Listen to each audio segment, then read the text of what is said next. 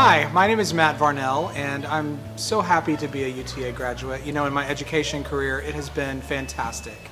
I went to school when I was right out of high school in order to become a musician. I wanted to be a music educator, and I wanted to play trumpet, and I loved that, and it served me great. UTA was a great training. I had fantastic professors like Bill Snodgrass and Ray Lichtenwalter, and have tremendous things to say about my experience there. Got a great education and was able to be a really successful teacher for several years. And I really loved what I did, but I wanted to do more. And so I decided in the early 2000s that I would go back and get my certification so that I could become an administrator. And after several years, here I am as a principal, and what a tremendous value my education at UTA did. I learned the right theory, I learned to put those applications into practice. So many professors left us with such great information, and really they didn't teach us the answers, they taught us how to think and problem solve for ourselves. I can't say enough about the collegial relationships that we had with the faculty and staff. I can't recommend that experience highly enough, so if you're thinking about leadership, do it.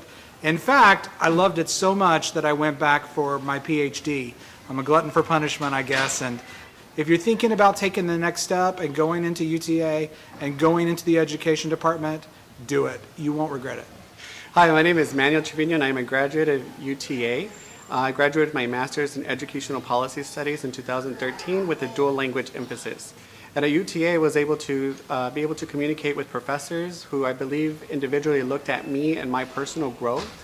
They were able to talk to me and lead me into conversations. I'm one of those people who need a hands-on experience and who need to talk things through, and UTA did that for me.